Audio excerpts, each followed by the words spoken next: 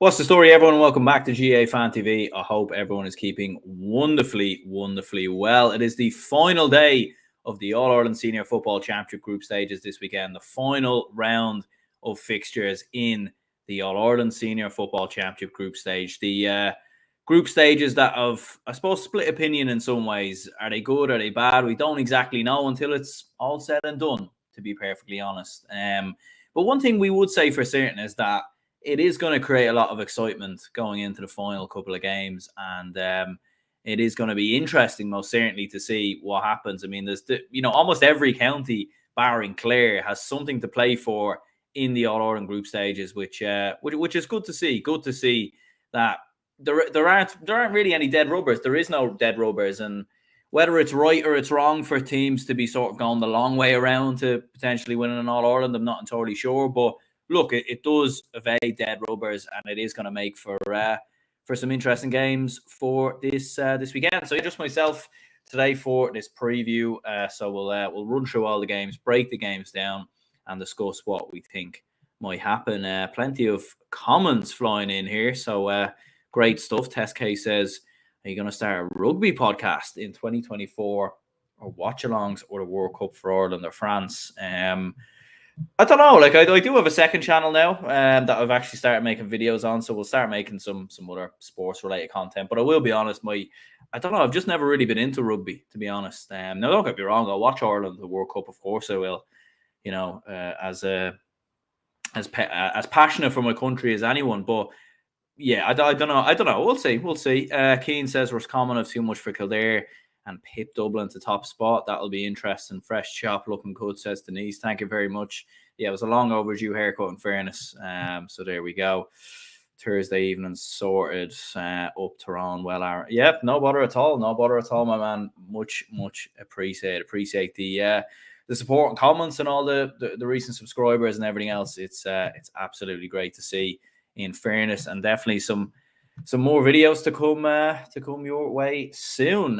So yeah, let's crack into it and let's have a look at the groups. We will have a look at the Tailteann Cup quarterfinals that are happening this weekend as well. We'll discuss them a little bit later. But these are the groups. So we'll start with Group 1, and to remind ourselves, this is how things look going into the final two games. So Mayo are sitting on top, 2 games, 2 wins, 4 points on the board. Kerry are obviously in second with 2 points. Cork are in second with 2 points as well. Kerry have a worse score difference than Cork, but they are above them because of the head-to-head record. And Louth are sitting bottom with nothing so far, but they are still very much in the conversation. A win versus Kerry for Louth would possibly send them through, depending on how things work. They could possibly go down to the result between Mayo and Cork. Score difference could come into it. There's definitely a lot of permutations in these groups, in fairness. And there could be some scenarios where some teams could actually finish on the same amount of points, the same amount of, the same head-to-head, the same points scored and the same points against. And how you then decide, because next weekend, of course, is the preliminary games, how you then decide it, that's going to be very interesting. But should that happen, we'll obviously cross that bridge when it comes, in fairness. So yeah, let's crack on. Kerry versus Louth, first of all. I think for Kerry, they need a big performance here, don't they? Like, they really need to stand up and show why they are All-Ireland champions, because, look, I get this whole thing of saving yourself for, the quarterfinals or for the latter stages of the championship, but it's getting into the business end now. Like, after this weekend, no more mistakes, no more bad performances. And like, for Kerry, like, they are in danger a little bit of not just potentially, crashing out of the All-Ireland altogether if they were to lose this game, but if they don't get through the preliminary round game next week, or possibly even losing a quarter-final as well. So there's a lot on the line for Kerry, and there's a lot on the line for those group of players, in fairness. I think from a Louth perspective, like, what a performance it was from them, obviously, against Mayo. They gave everything tooth and nail. They fought for the full 70 minutes. Defensively, they certainly frustrated a lot of teams with the way that they set up, and certainly a lot of Mayo fans weren't entirely happy with how they set up for the full 70 minutes. But you have to commend them, because at the end of the day, teams are going to set up in different ways to try and win games. And for Louth, that was what they done. They set up in the best way that they could to try and extract points from McHale Park, and they were very, very close to doing so. And in fairness, like, Louth have sort of quietly put themselves back into the conversation, which is great to see, because there was certainly, it was 2 years ago where Louth were down near Division 4. So it's been a remarkable rise. And the fact that they have a glimmer of hope going into this game is testament to how far that they've come. But I think from a Kerry perspective, they need to click in here. Look, David Clifford's in flying form. He's going to play, they're going to need him, because Louth are going to sit in defensively, and they're going to, Kerry are going to need players to sort of kick over the blanket. So you probably will see Clifford dropping a lot deeper. Sean O'Shea probably as well. But I think for Kerry, they need to be out of here. And I think that they will be. Like, one thing we know about Kerry is that they do have good players, and they are All-Ireland champions for a reason, Sean O'Shea's been hit and miss at times this year. Paul Gainey looked good, in fairness, the last day against Louth, or against Cork, I should say.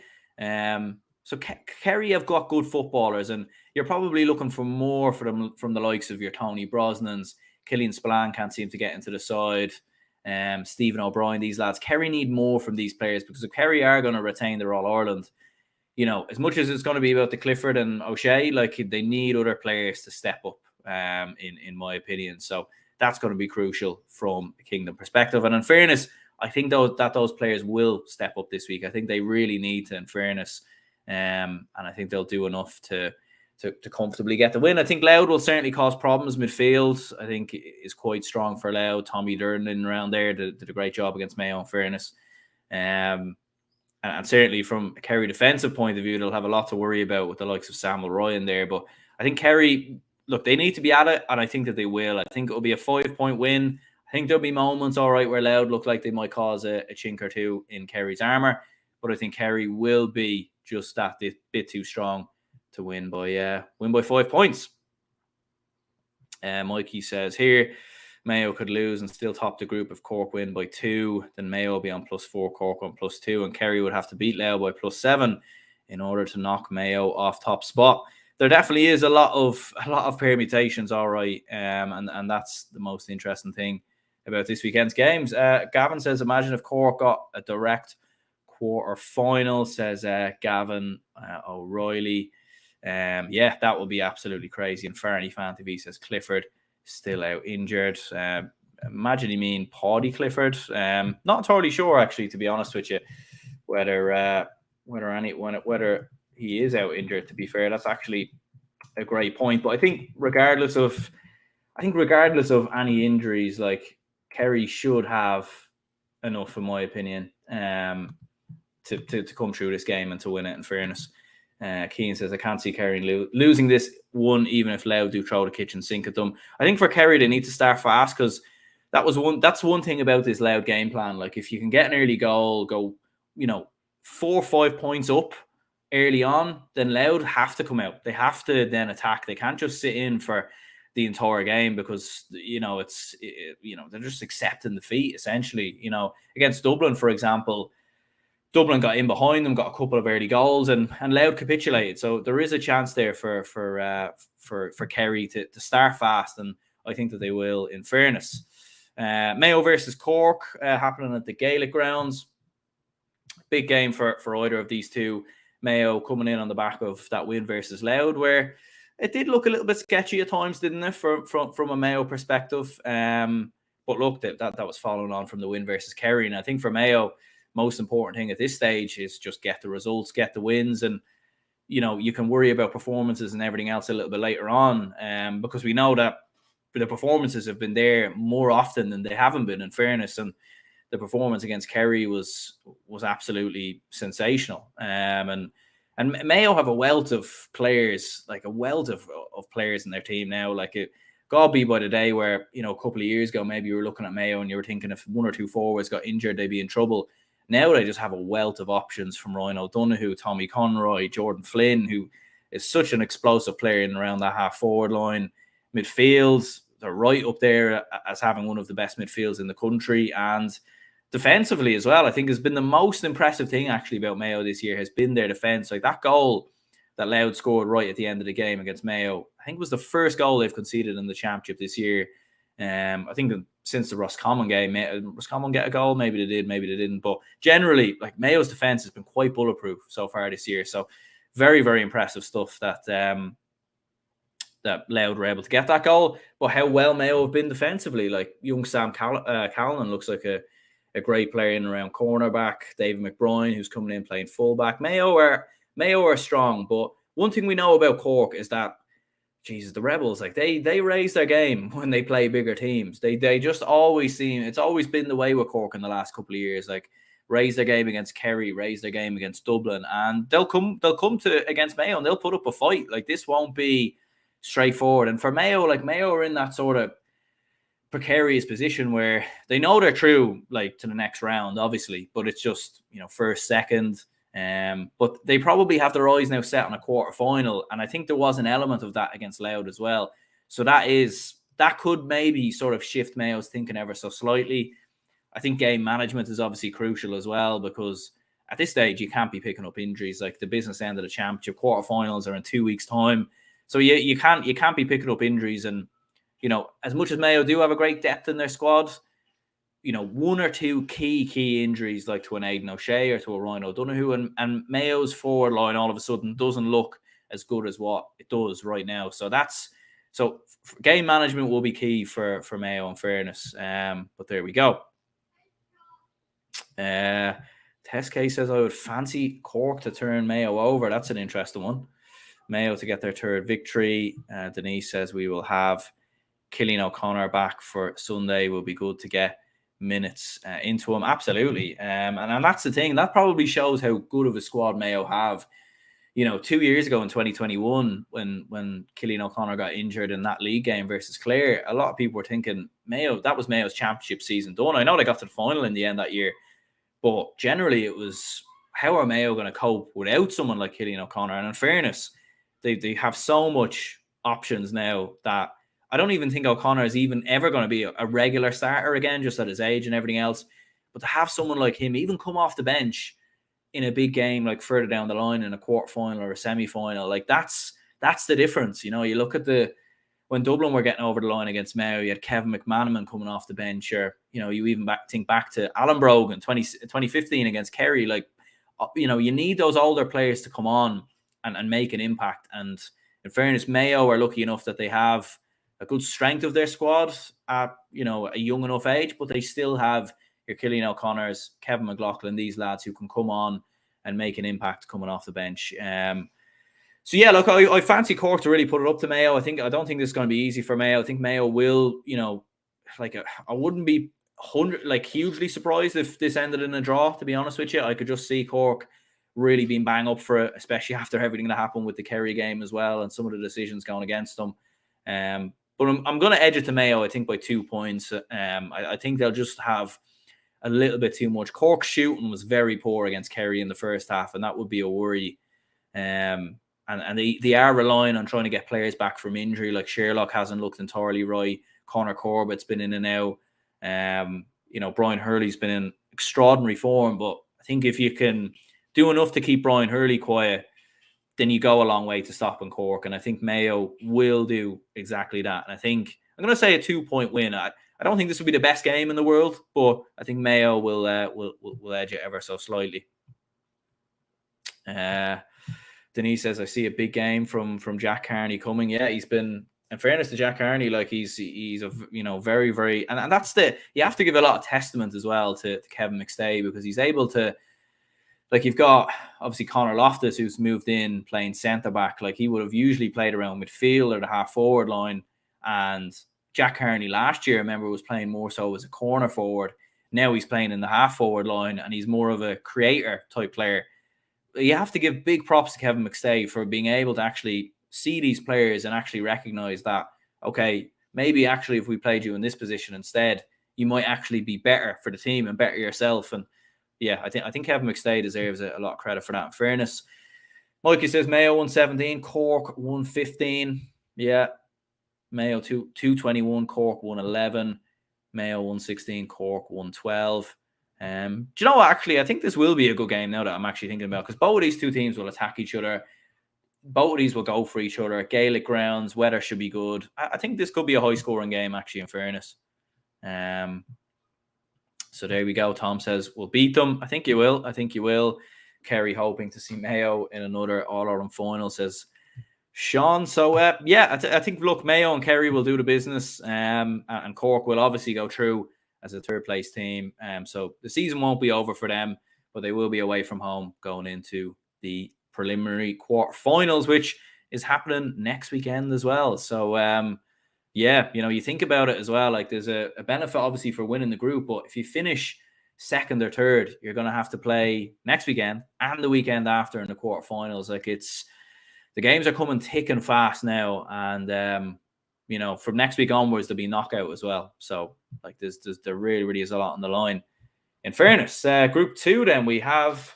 This is how things look. So Galway are sitting on top with 4 points, 2 wins from 2, all but certain to be through. They could possibly finish below first, but they do have a better head-to-head over both Tyrone and Westmeath. And should they at least get a result against Armagh, they should be okay to finish in the first position. Tyrone are in second with 2 points. Armagh are in third with 2 points. And Westmeath sitting bottom with 0 points. But Westmeath could still pull it off. If they were to beat Tyrone, they would go above them on the head-to-head. They would need Armagh to get a result against Galway, though. That's the only thing. So yeah, there's definitely some interesting permutations going into Group 2. So I suppose, first of all, Galway versus Armagh. I mean, this was the game of the year last year, wasn't it? I mean, this was the game of the decade, as some people have said, and it's probably not entirely wrong. I mean, that game it had everything from red cards, from penalty shootouts, from dramatic late goals. It was, the fans going absolutely mental, the fight on the sideline. I think if you could think of a game that had absolutely everything from start to finish, it was when these two played each other last year in that All-Ireland quarter-final. But what's interesting now, though, is that both teams have kind of gone the opposite way now. Like, both sides were very sort of attacking, playing on the front foot, taking their man on, creating chances, going for scores. And it was just chaotic watching both of these two at the best of the times. And I think that's what we seen when both of them came together. It was just this mental game of football. But both sides have gone in the complete opposite direction since then in terms of how they're setting up. And for Galway, it's worked.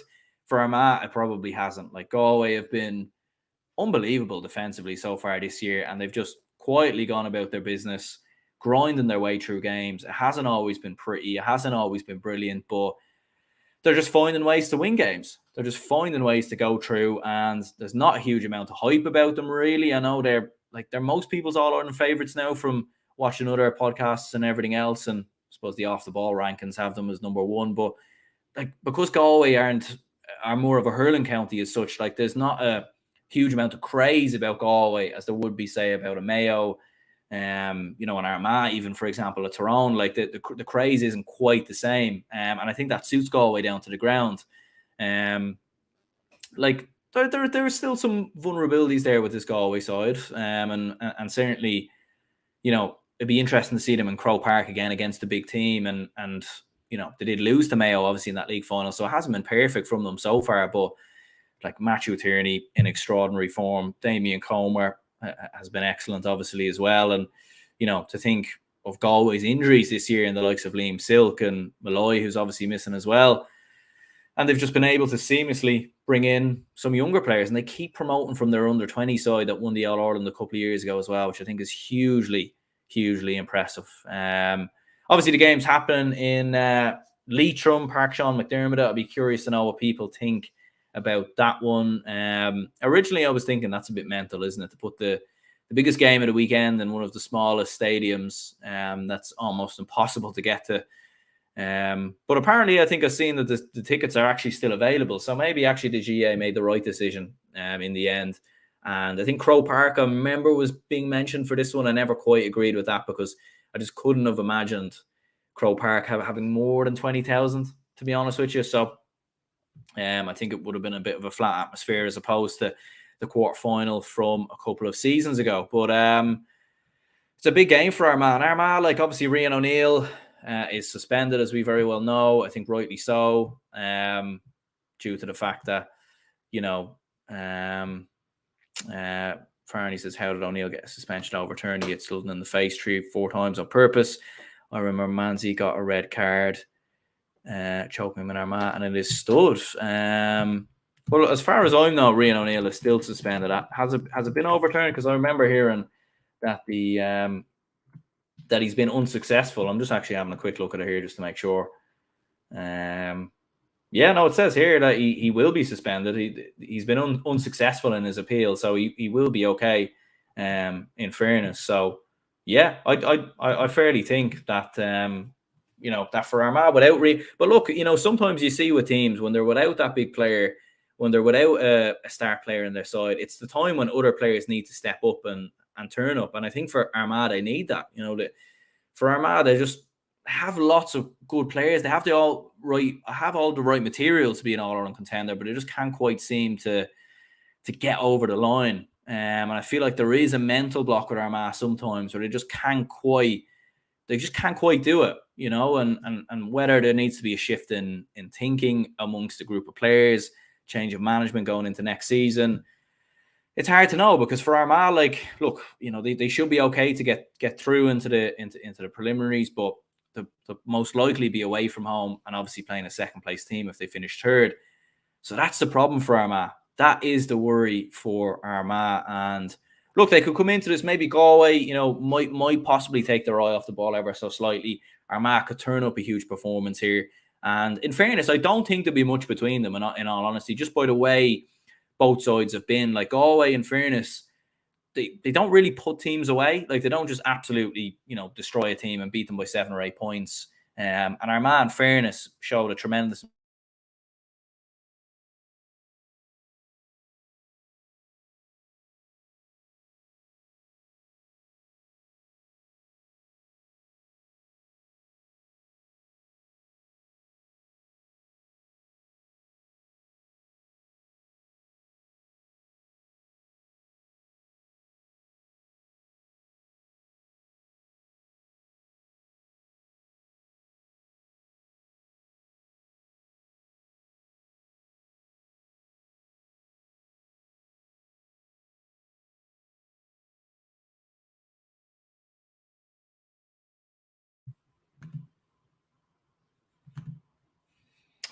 I think we're back. My internet always just fails when you need it the most. When you need it to deliver, it fails. But there we go. Anyway, I've lost my train of thought now. Anyway, so we'll get back to what people are saying. Would say Galway's a dual county, but hopefully Galway Armagh is good. Can't remotely see being as chaotic as last year, but also the Hyde could have been used. Yeah, I think the Hyde would have been fair. I mean, it would have been far for Armagh to travel.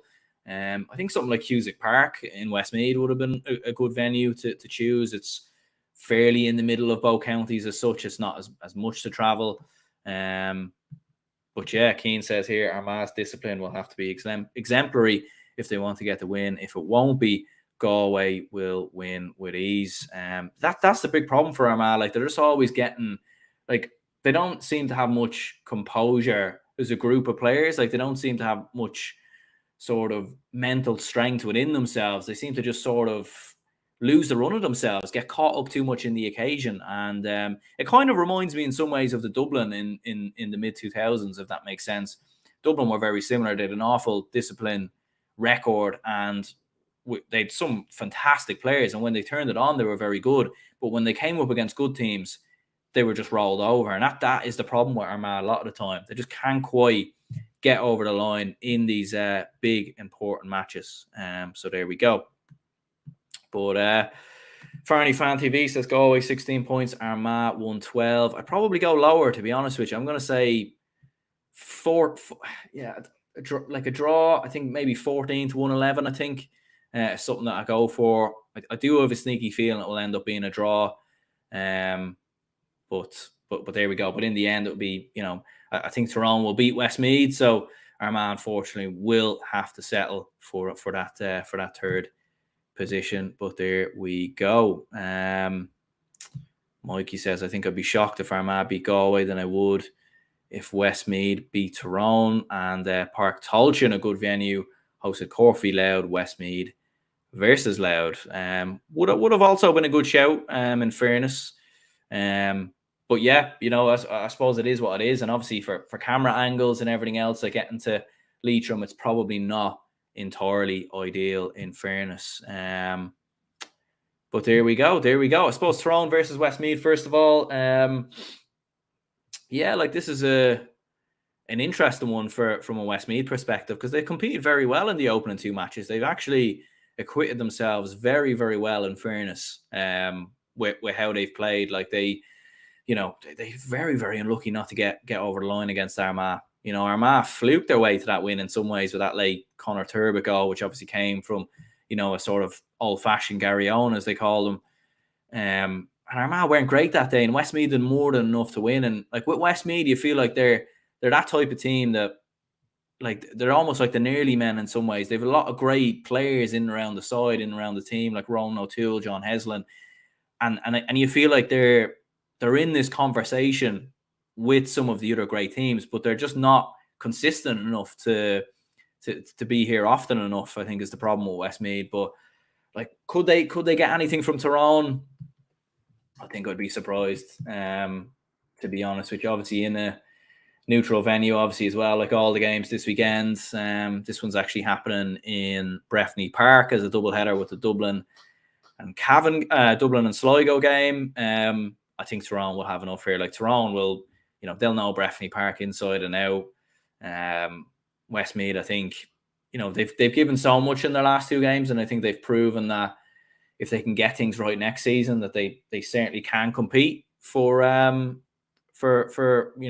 to win the Sam Magor, but they can compete with a lot of the teams in the Sam Magor. So look, I think that would be the main thing for Westmeath moving forward into next season. But I think Tyrone, with the options that they have, they'll be too strong. I think they'll grind their way through it, and I think it will be too much to ask for Westmeath. I'd say Westmeath by 6 or 7, or Tyrone by 6 or 7, I should say. Getting the Westmeath fans excited there.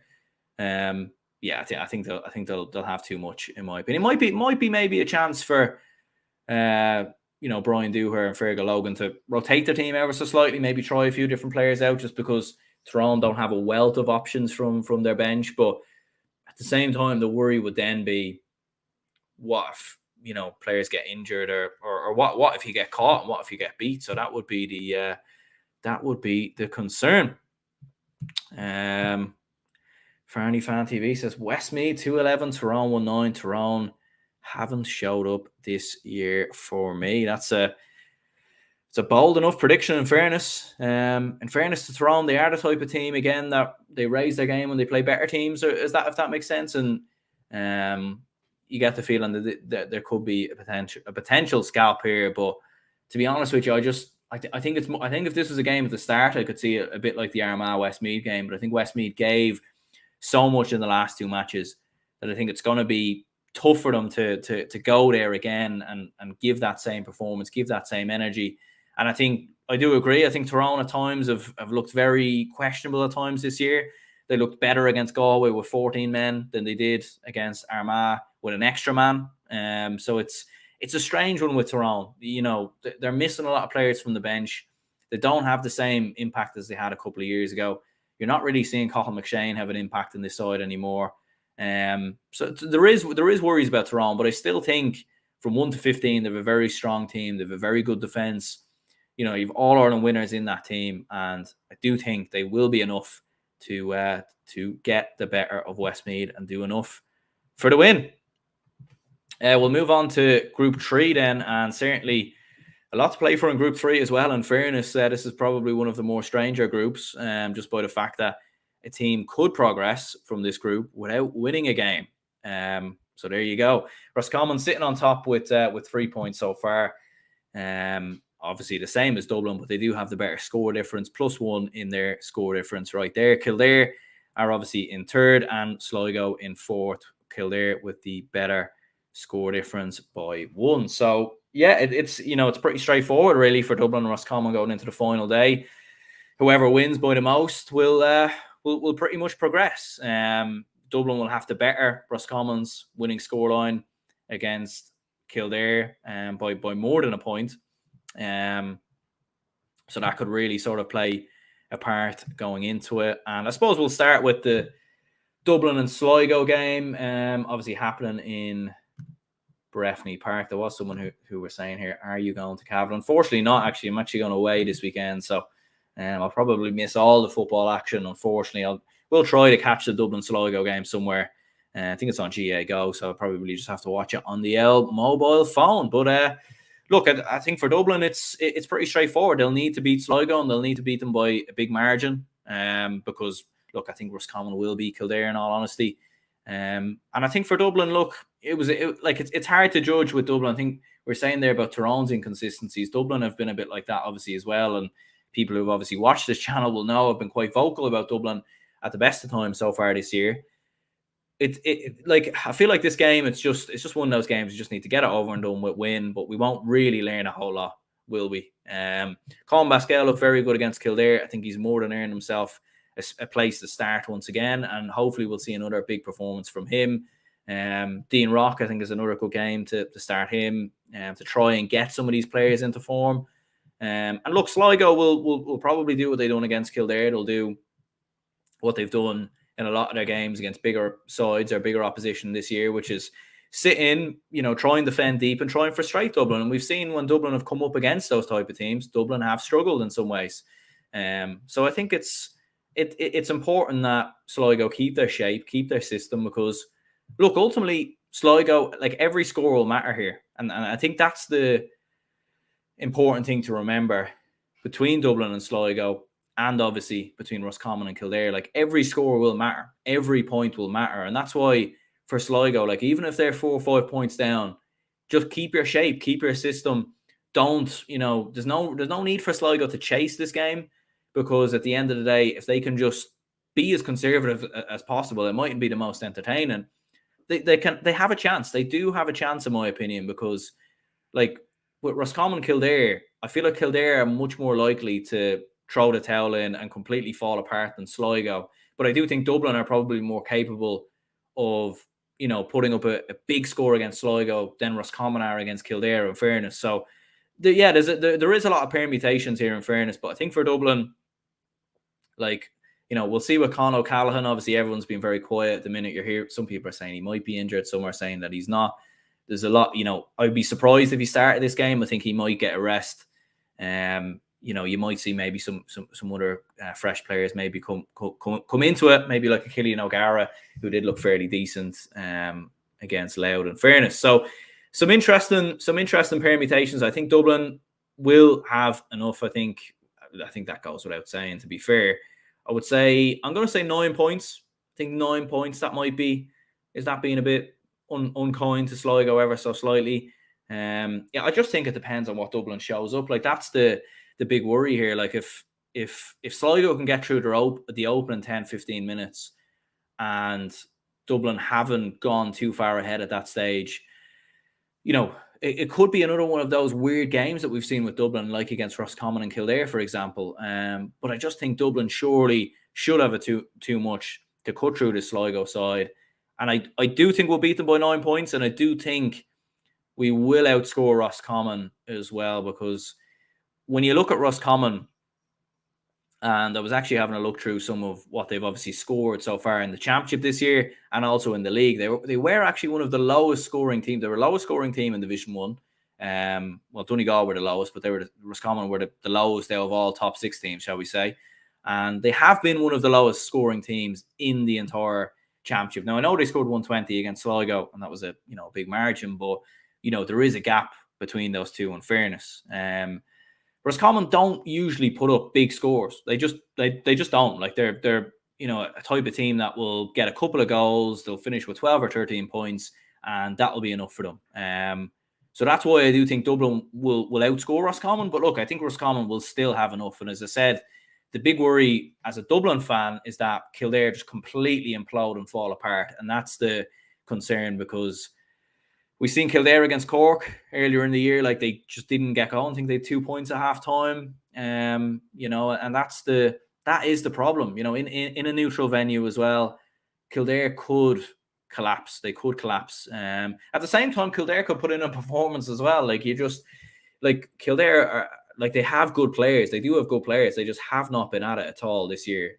They've had probably one good performance, 2 good performances all year, and I think they both came in Croke Park against Dublin. Then again, I think Dublin were fairly average, really poor in both games.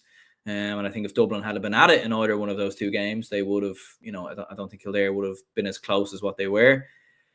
So, yeah, I think it'll be interesting. I think, Kildare, obviously Davy Burke going up against, a group of players that he'll know inside and out as well. I think, that probably works very well in Roscommon's favour. But for Kildare, you want to see the best out of Daniel Flynn, Jimmy Hoylands. Been hearing there's a few under 20 lads that have obviously come into the panel, which is good to see. Kildare, look, I think there is promise for the future. There's hope for the future, and a defeat here, it isn't really the end of the world, because the season's kind of not wrote off, but it has been very poor already, and I can't really see them turning the tide from this moment. But the good news for them is that I think they'll do enough to get through to the preliminary qualifiers. So Kildare will progress with 1 win from 5 championship games. So there we go, which came against Wicklow as well. So there you go. A mad system that we have. But will Kildare progress beyond the prelims? I would be very, very surprised. So there we go.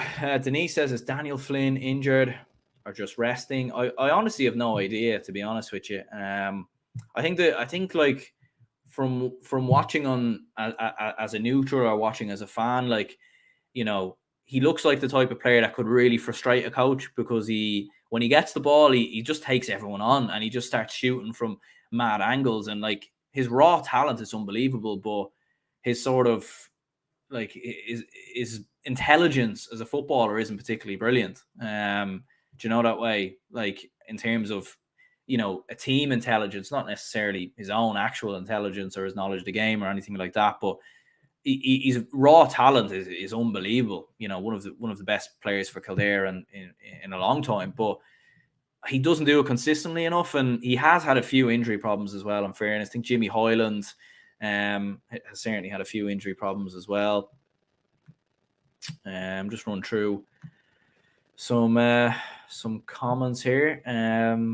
Test case says Park Tailteann. Oh yeah, I think we got that one already. Comments have all disappeared on me here now. This is here we go.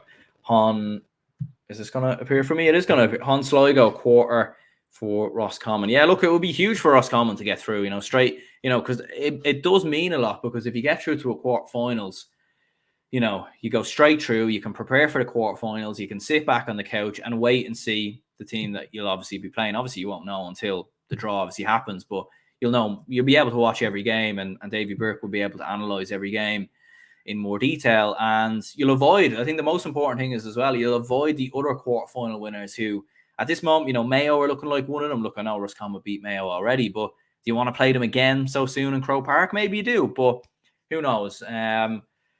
But look, at the same time, Roscommon, I don't think they'll fear anyone. They won't fear anyone in the whole All Ireland series, and that's why they'll be one of the strongest second place teams, in my opinion, and they'll be the one team, one of the teams that the third place teams do not want to face. So there we go. Dublin 15 points, Sligo 2-9. So we're going for a draw there. So Farney Fan TV definitely giving us some interesting predictions here today. Derry must be faved to top the group. Donegal against Monaghan will be very close. It's the most open championship in years, says Gary. It definitely is, and we'll certainly get onto that group in just a moment's time. Dublin 3-14, Sligo 13 points, says Mikey. Farney Fan TV, Roscommon 210, Kildare 14 points, and Roscommon 17 points, Kildare 13 points. Keane says Sligo have a good team and have performed admirably in their first 2 games, and they could pose problems for the Dubs in Cavan. A draw is on the cards. Roscommon to wallop Kildare. I mean, look, it's like Sligo. It's mad. It's mad how quickly things have changed, isn't it? The fact we're talking about Sligo having a glimpse of a chance. But look, it's just been the nature of the year, and Dublin have struggled in the last couple of games against those types. But it's weird. Like, Dublin have actually played a lot better outside of Croke Park than we've played inside Croke Park this year. I was only saying that to a friend the other day. Like, against Meath, we were brilliant in Park Tailteann, fantastic against Kilkenny and Nolan Park. So in Breffni Park, like it's a tighter pitch and everything else. Maybe it might suit Sligo ever so slightly, but I think we will be far too strong, in my opinion. But there we go. This is Group 4, so I'll let you have a look at it just there. We've got Monaghan sitting on top with 3 points. Derry sitting on top with 3 points there as well. Donegal are level or are in third with 2 points.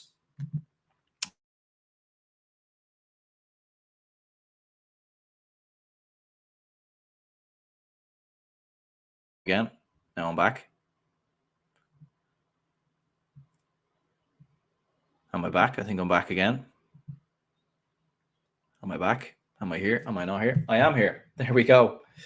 Okay, my internet. Okay, we're back. We're switched back. So I was just moving between hotspot and the internet. I swear my internet only goes bad when I do these. Like, it genuine. It's awfully annoying. But anyway, there we go. This is the group. As we can see there, Clare are gone. They're out. So they've nothing to play for. Derry versus Clare and Donegal versus Monaghan. Derry versus Clare. We'll discuss this one very quickly. I think this will be a formality for Derry. I think this will be very comfortable. I think for Clare, like, they've nothing to play for. It's a dead rubber for them. I just think mentally they will have clocked out. Like Derry comfortably beat Clare last year. I don't think they'll score as many goals as they did in that game in Croke Park. They scored 4 or 5 goals that day. Don't think they'll do the same. But I do think they will have more than enough to get past Clare. And obviously, when you actually look at the group, we'll get the group back up there just for a minute. So if you have a look there, it's kind of similar again with Dublin and Roscommon. Like, it will come down to score difference. Because I do fancy Monaghan to beat Donegal, but I do think Derry will have enough to finish in the top spot, because I think they'll beat Clare by more than what Donegal will beat Monaghan. Like, if we're being honest with ourselves here and transparent and everything else, I think that's what's going to happen, isn't it? And I think Derry will be the team that will progress. And look, it's nothing on Monaghan. I think it's probably the fact that Clare pushed Monaghan closer than what we expected. I think it was 5 points in the end, that game. And look, I still fancy Monaghan to get to a quarter final, an all-Ireland quarter final anyways. But I just think Derry will be far too strong. I think the fact that Clare have nothing to play for as well. Look, Clare, maybe, rumours that it could be Colm Collins' last game in charge of Clare. So maybe there might be a kick from the lads to try and, do something. But, rumours about some lads already going to the States and everything else and not being involved. Like, I do feel that Derry will have too much. And I'd say by 7 points. 7 points, I think, is the margin I'll go for there. 3-15 Clare, 6 points says Dylan. That's a big margin. Derry 16 points, Clare 1-8 says Farney Fan TV. I think that's a fairly spot on there. I'd probably agree with that. Denise says there better be water breaks this weekend, especially in afternoon games when the temperatures will be soaring. Yeah, it's mad. We were trying to get rid of water breaks for years, and as soon as we actually need them, we don't have them. It's kind of, that's the GAA, isn't it? But there we go. Monaghan versus Donegal then last game. Look, I think Donegal, they'll be one of the more difficult third place teams. I think, in my opinion, they'll be the team that you don't want to play as a third place side. Just because I think Kildare, Cork as well. In fairness, I think would be a fairly difficult proposition. In fairness, but I think from a Donegal perspective, look, they done very well. I mean, that performance from Oisín Gallen the last day was sensational. I mean, what a footballer he is.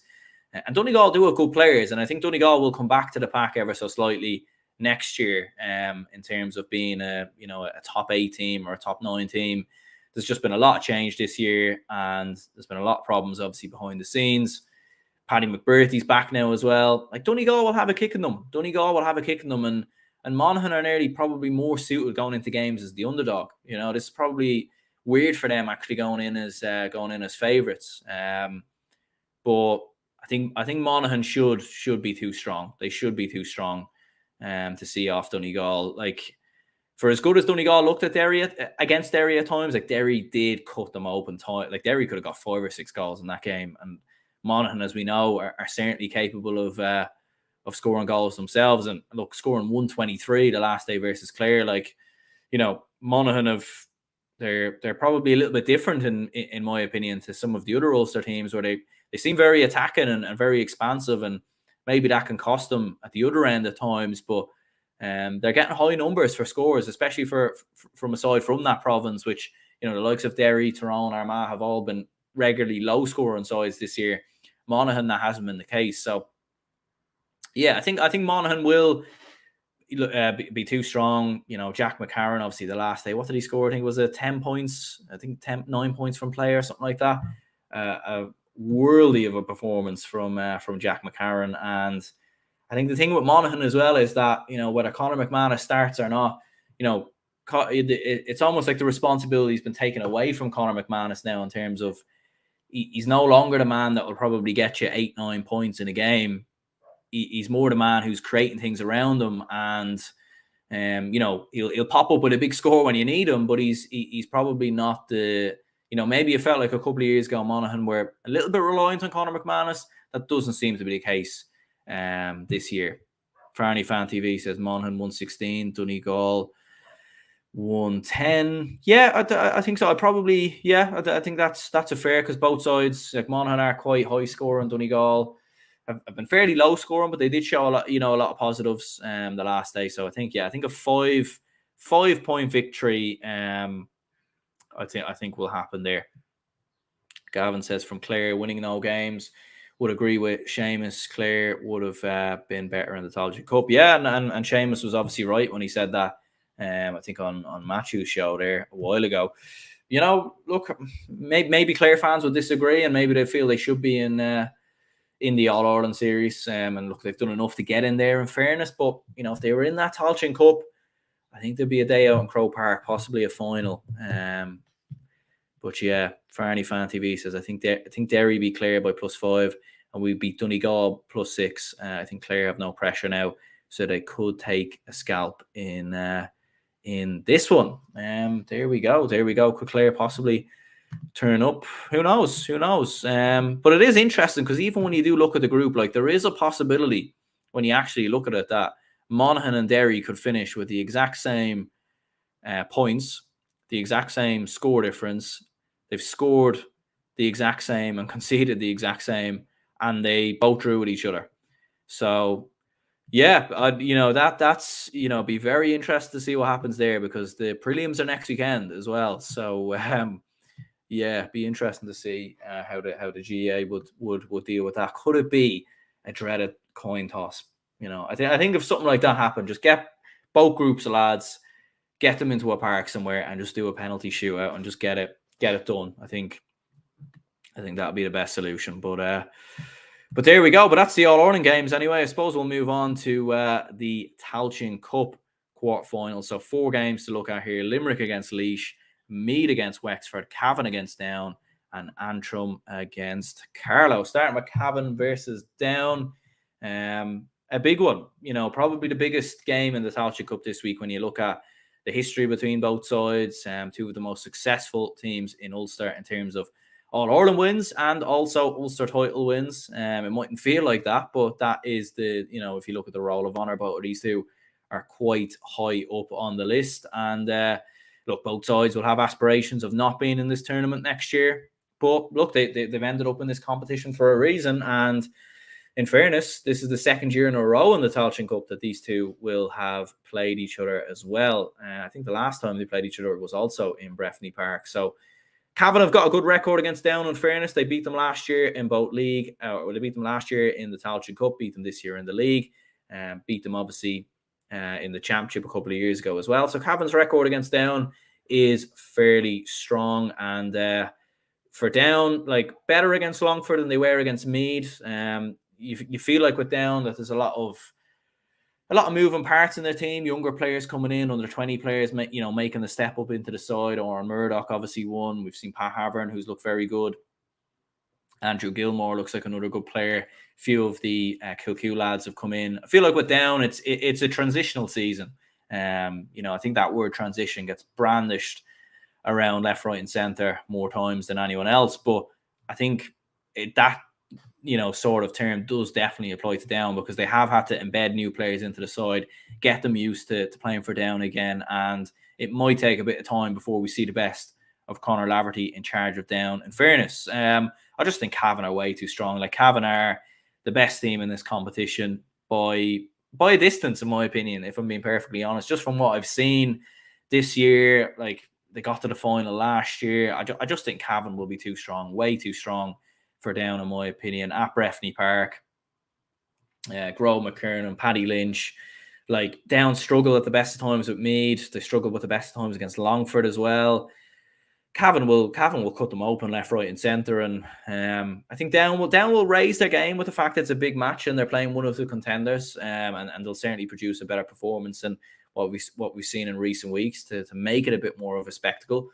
But I think Cavan by 5, in my opinion, I think will be too much. Cavan 113, Down 112, just because it's in Cavan. Dylan says Cavan 115, Down 111. Can't see any team beating Cavan unless Antrim do a Westmeath. Test case, when I look at my own county, Meath need to beat Wexford. If we don't, we look at Division 4 side. And well, that leads us on then to the next game, Meath versus Wexford. And do you know what? I think Wexford are going to win. And look, it's a bold prediction, but life is made for bold predictions. And in fairness, I probably do play it safe a bit too often, in fairness, don't I? I probably do. So let's mix it up a bit and go for a bit of a bold prediction. And I do just fancy Wexford, to be honest with you. I think Wexford have... I know it sounds a bit crazy. Like, they're a Division 4 side. They couldn't get out of Division 4, mid-table. Only a couple of teams ranked below them if you were to look at the pyramid of the National Football League. And Meath, obviously, in Division 2. Played in Division 1 not so long ago. And should be one of the contenders, obviously playing at home in Park Tailteann as well. But I just think Wexford have something about them now under John Hegarty. They seem to have, like, to score 122 from play the last day against Offaly, like, that is some going, in fairness. And, like, Ben Brosnan has been almost one of those players in the last couple of seasons that when Wexford have got big wins, Ben Brosnan's been the man. Like, he's been the man everyone's talked about. He's been the man that everyone's sort of spoken of. But that's no longer the case now. Like, Owen Rossiter, Robbie Brooks seem like good players. I haven't seen a huge amount of Wexford to really know a huge amount about them, but I do have a sneaky feeling they're going to go and beat Meath this weekend, because Meath, like, against Down, they scored 111 that day. They won the game, but they were better defensively, in fairness. You got to give them credit defensively. But attacking-wise, they missed a lot of chances. And it felt like a game. Like, I was at the game, and it felt like nobody kind of won the game. Meath just ended up scoring more in some ways, if that makes sense. Like, so I don't know. Like, I think Meath do have scalps in them. They do have... we've seen it already. They got beat by Offaly earlier in the year. Wexford have beaten Offaly. I know sport doesn't always work that way, but I think it's going to happen. I think Wexford are going to cause the shock and beat Meath this weekend. I think they're going to do it, and it's going to be a massive day for Wexford football. And who would have expected it, or who would have predicted it? I just think for Meath and for Colm O'Rourke, look, will that be the end of Colm O'Rourke and Meath? I don't know. I don't know, to be honest with you. Like, I think you probably do give him another season, in fairness. and there does look to be some sort of progress. I mean, Jack Flynn around midfield looks like a very good player. Daithí McGowan, obviously, as well. Jordan Morris, in fairness, against Down was sensational, scoring 1-3. But I just think Wexford will have to run. Wexford are coming in with a huge amount of momentum, and these are the type of games that Wexford get up for. Do you know what I mean? Like, these are the type of games that they get excited for, and this just has an upset written all over it, because we've seen this already with Meath, and the T-shirt's been worn, and I think it will be again this weekend. So there we go. Farney Fan TV says Meath 12 points, Wexford 2-8, Meath 118, Wexford 116, says Dylan Duffy. And he also says, I think Wexford will give it a good fight, but trying to beat Meath in Tailteann Park, especially after beating Down, would be difficult. And Mikey says Meath 113, Wexford 115. So maybe a few people actually agreeing with me there, in fairness. But yeah, look, I mean, look, you don't know. You wouldn't be surprised if Meath just like completely put them away and beat them comfortably as well. Like, Wexford have had a lot of big games in the last couple of weeks. They could run out of steam, but I do just have a feeling they can do it. And I think that they will. But fair, like, it's good to see, like, because I think Leinster needs Wexford to be back. We need to see, we need a good Wexford back in the championship. And I think it would be great to see. Might be to the detriment of Meath, but I think it would be great to see. Limerick against Laois. Limerick obviously having a bit of a rejuvenation under new management since Ray Dempsey left Laois. Yeah, they hadn't won a game in the Tailteann Cup coming into that match against Fermanagh. And lo and behold, they went and done the business. And in fairness to Laois, Laois competed well against Cavan in the first half. I remember watching that game. They done very well. Evan O'Carroll has been knocking around Laois for a while. He's a very tricky, sticky forward, in fairness. Laois are kind of in a similar fashion to Wexford, in the sense that, like, they have good players, and they probably should be getting out of Division 4 next year, in all honesty. But again, you just don't know when they're not going to perform, and they could, I feel like with the likes of your Laois, your Wexford, if these teams start bad and start poorly, heads will drop, heads will go down, and it becomes too much for them to turn it around, and the game's almost over before it even starts. And that's that's concern for a team like Laois.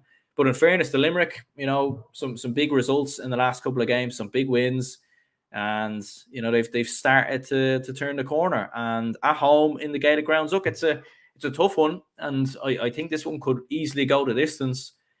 I do think this one, I'm going to say this one goes to extra time, and I've got a sneaky feeling about Laois as well, to be honest with you. I've got a sneaky feeling about them as well. Farney Fan TV says Limerick 10 points, Laois 1-9. Mikey's going for a Limerick win.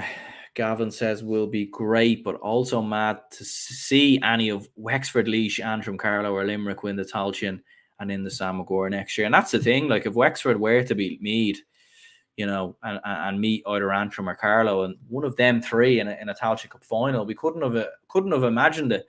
But to be fair, I wouldn't have imagined either Limerick or Laois getting to a semi-final as well. Offaly and Fermanagh were two of the highest ranked sides in Division 3. But they got knocked out of their preliminary games. So it's mad to see. But I'm going to go for Laois. I'm going to give them the edge. I think by a point in extra time. I think this is really going to go down to the wire. Penalties could very well be on the agenda here. I don't really think there's really much between these two, to be honest. But I'm going to go for Laois by the smallest of margins. Antrim versus Carlow, last but not least. And what a great day this will be for either one of these two, for who wins. Getting a day in Croke Park, getting that day out. But I think I have to go for Antrim here. I've backed against Antrim quite a bit this year. I think I predicted them to get relegated, and I think I predicted them to finish bottom of the group as well. So I haven't really been kind to Antrim on my predictions this year.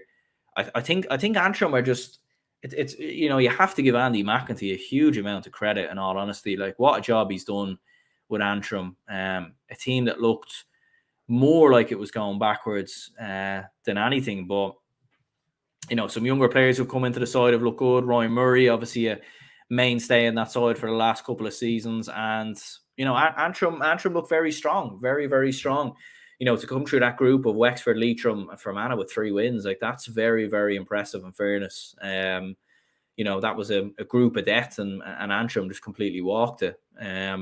So I fancy them to have too much. So Carlo had an incredible year, an incredible story. Was a sticky test for them against New York, one in which they eventually got over the line. Jordan Morrissey has been decent in around midfield. Obviously, Dara Foley's been a consistent scorer for them, their top scorer in the entirety of both league and championship this year. But I think Antrim will be too strong. They'll have too much for Carlo at home as well in Corrigan Park. I think Antrim will do the business and get the victory. Dylan says Antrim 118, Carlo 10 points. And Dylan also says Antrim will be too strong for Carlo. Farney Fan TV says Antrim 10 points, Carlo 214. Antrim aren't ready to compete for silverware, just a better version of Kilkenny football. But fair dues to Andy McEntee. I think he might be slightly harsh there, in fairness. But there we go. They beat Leitrim and Fermanagh, says Texcase. They sure did. They sure did, Antrim. They sure did. So there we go. There we go. So yeah, they're the games. I think Antrim, in terms of a margin of victory, I'd say probably, Carlo compete quite well in fairness, so I'd probably go 3 points. I think Antrim will have enough. So there we go. There's all the action. There's all the games. In terms of player of the week and bet of the week, I mean, it's obviously a lot of players. In fairness, I mean, the Galway Armagh game could be a very crucial one. You're looking at some Armagh, big Armagh players to step up. Roscommon, Kildare, obviously as well. Derry, Clare, Monaghan, Donegal. It's a difficult one, isn't it? To think of, I probably should have had something pre-prepared for this, in fairness, but there we go, off the cuff. I'd probably go, because Galway Armagh, Damien Comer, is that an obvious one? Probably is, but I feel like a player like him will be big in this game. He'll need to, and to be fair, he was actually quite quiet against Armagh last year, in fairness. So I expect him to step up in this one. I think it's that type of game, isn't it? For a Damien Comer to step up, get a crucial goal. You'll see him dropping deeper, winning fouls, setting things up around them. So yeah, I think Damien Comer for me will be too strong, and we will see him be the player of the week. And in terms of bet of the week, I mean, look, Louth beating Kerry, it's not inconceivable. I suppose Wexford beating Meath is probably it, isn't it? I've probably already said it. Few people obviously saying Tyrone or Westmeath could beat Tyrone. I mean, it's not inconceivable as well, in fairness. But there we go. There we go. So yeah, I suppose for anyone who hasn't watched live, let me know your predictions and comments down below in the comments. Let me know your predictions for this weekend's games. As I said, it will be away this weekend, but I will hopefully try and still get some sort of content out there in terms of some reactions and everything else and discussion. And yeah, more videos to come soon. I'm actually working on a video at the moment about the decline of Leinster football. So yeah, should hopefully have that out in the next few days if all goes well. And that should be an interesting topic of conversation. So there we go. Yeah, cheers anyone who tuned in. Like, subscribe. My name's Aaron, and we will speak to you all soon.